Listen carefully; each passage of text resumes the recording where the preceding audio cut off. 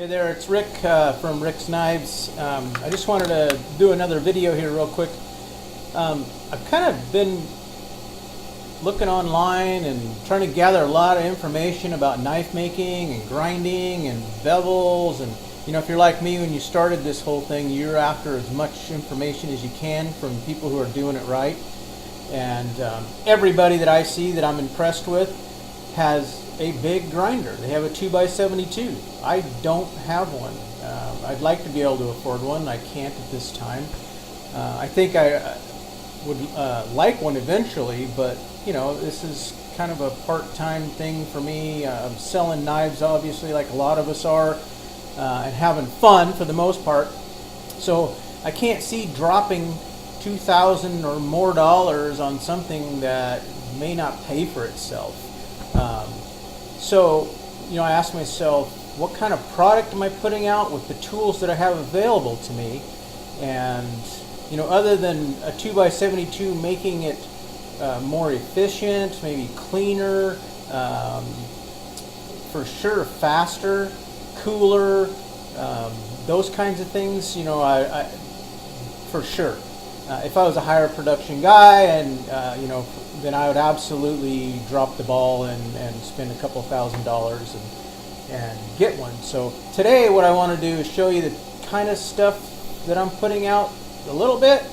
A lot of the stuff that I'm putting out goes out, and I don't ever take pictures or show it, or as long as my customer's happy, and then I'm happy. But what I have is just a small little grinder. I'll show you the grinder, my little jig I have for that grinder, and kind of the products that I can put out with it, and we'll kind of go from there. Okay, first of all, pardon the mess. I've been so busy making stuff and haven't had a chance to clean up a bunch. But essentially, that's my grinder. That's what I do all my bevels on. This little thing right here has a little shelf that's parallel all the way down, made of hardwood, and I oiled the heck out of it so I don't get much warpage and things like that. My little platen's too small, and it's a 1x42, and that's too small. The adjustment knob to drift left or right to get decent plunge lines on some belts works good, and on others doesn't work for nothing. So I work with what I have, and over time have kind of made it work for me and what I do and the type of knives that I make for folks. And up here is kind of the little bit of stock I have. I have more than that, but just different belt stock that you can get just like you can for a 2x72, and it works good. So I'm going to try and set this thing up and just show a little bit of it in action, kind of how this little jig works with the knife or making a bevel. And I don't ever use this plate. I have another sander, grinder that I seem to use more, just because it's a combination, and I like it better.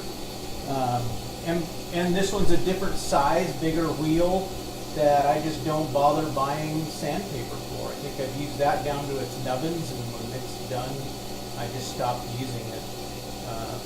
But this little grinder grinds, and then this is how I also sharpen my knives at the end when I'm just about ready to send it out the door.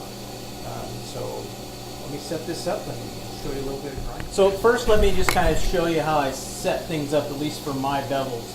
This is a bevel gauge that I use, fairly simple. I use it for woodworking also, and it has lines that show me where 0 is, and then increments of 1, 2, 3, 4, 5 degrees, all the way up to whatever you want. I kind of know, based on experiment, what kind of bevels I want for what knives, and whether it be a bushcraft or a Skinner or full grind, partial, that sort of thing. So this platen here has an adjustment like almost all of them do, and instead of adjusting my beveling tool, I adjust the platen and then I leave it there. That's the huge thing for me that I've learned is once I start a knife and I know that bevel, even if I have other knives going at the same time, I will absolutely finish that and not move this platen until I'm done, until I know that I'm on to hand sanding and sharpening, and that's it. So even after heat treat, I leave it to whatever degree I've been working on for that knife until I'm finished. And I don't care, at least for me and the system that I have, how careful I am, whether I don't touch this thing or any other beveling idea that I can manage for this thing until after I'm done. If I try and do it after I've heat treated, which happens a lot, is I'll get it back from heat treated and want to finalize it. Like I'll end at say 150, 180 grind, and then go heat treat. If I come back, try and go finer, and put it back on this platen, if I've touched this or done anything else with it for any other knife in the shop, I'll screw it up every time. It just doesn't pay. Leave it the way it is until you're finished, and then when you're done with your final belt grit that you're going to go for that particular knife, and then you're on to hand sanding, then you can move your platen to do whatever else you're going to do with your old sander grinder. So this is my setup. This is probably one of the longer knives I've done, and I did a lot of this freehand just because it was a little bit longer. I apologize for the lighting in here. It's not all that great. You kind of get an idea. Obviously, it goes on that little shelf. I clamp it in there. Let me see if I can get this turned a little bit. And I find my bevel, or a bevel that I've been working with, adjust the platen, and then this thing, I kind of just start grinding back and forth, and then of course I change it to the other side for the other side. So I'll get it set up here. I lost my little thing. So okay, I'm going to do a little bit of grinding, and I'm going to have this mask on, which you absolutely all should wear unless you want black boogers and black everything else, and coughing and hacking, and if you want any longevity, take care of yourself. Safety obviously is a huge thing for me, and I want to do this for a long time and not be sick. So wear your mask and your protection and whatnot. So this is going to get loud. I'll listen back to the video, and if it's really loud, I'll shut the sound down with me.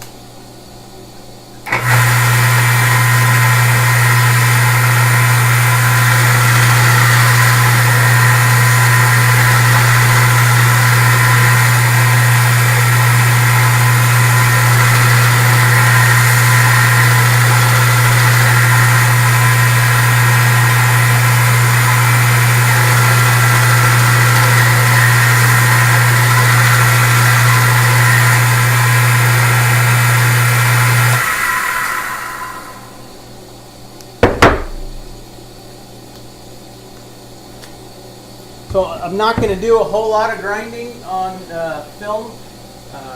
You can see that this little grinder with a few tools, taking your time, and the right belts, which is another thing. Buy the most expensive belts you can afford,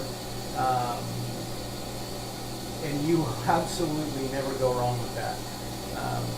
When I first started, I was buying cheap stuff, which is all I really wanted to spend. It's just something I wanted to have fun doing, and I'm still doing that. But now it's about efficiency, and you will actually save time, which equals money if that's the kind of thing you're doing. Buying the better belts. Even for these little things, they sell all the more expensive kinds of belts you can get, and they're a lot more money based on per price. But the longevity and efficiency you get out of it is absolutely worth it for me. So I'm going to kind of stop. You've seen the little piece of bologna grinder I have, if you want to call it that.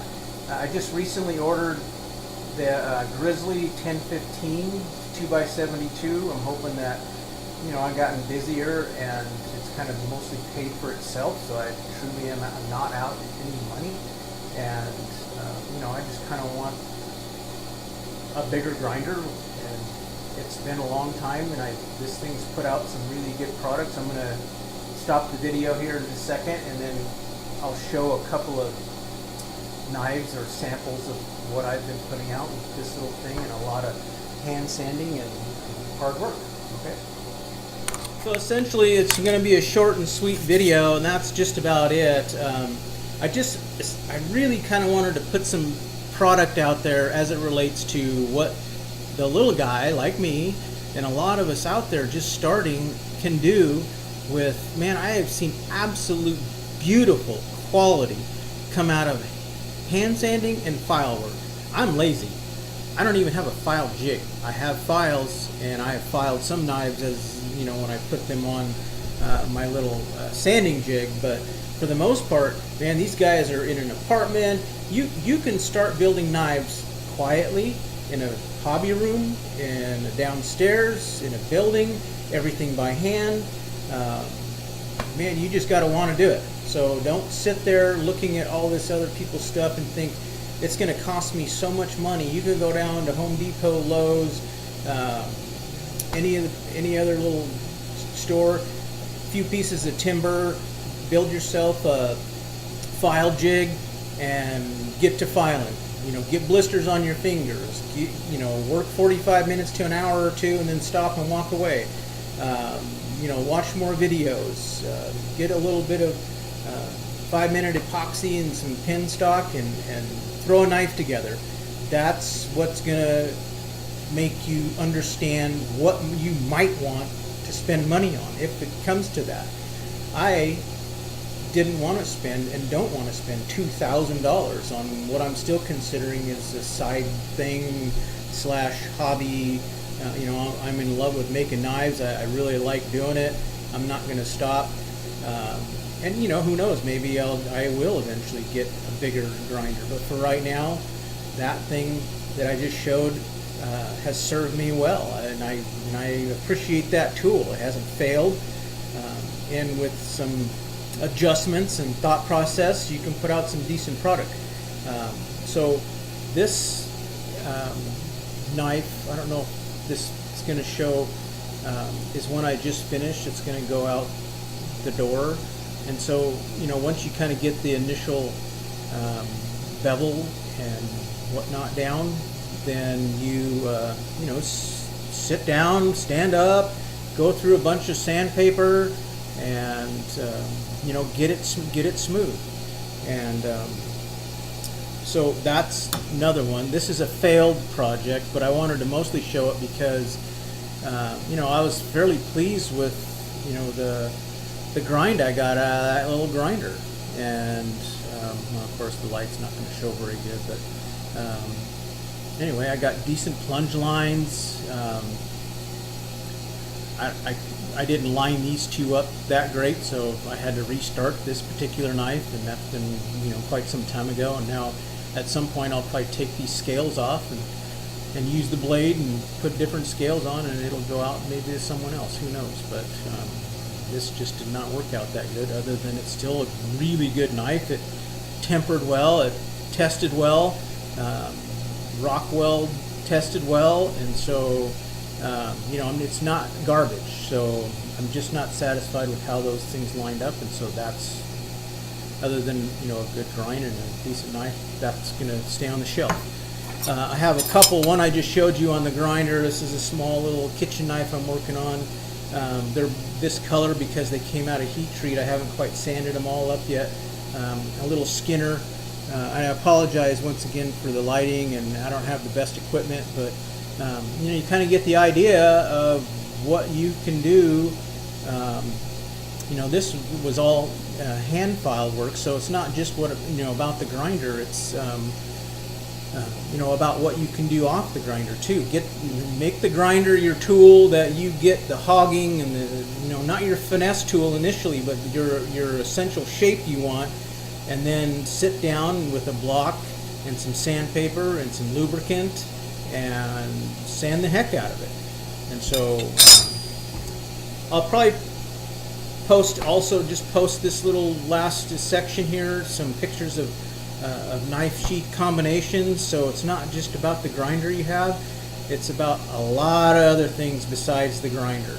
And we all want the big tools, because I'm a tool guy myself. If I showed you around my shop, I'm a woodworker also, and I've got a lot of tools. And so it's kind of nice to have those tools, and you know, they come over time. So you know, give us some time, give me some time, you take your time, be safe, have fun, and make some knives. Thank you for watching. Do a thumbs up, share, comment. That's kind of how I know I'm putting out a decent product.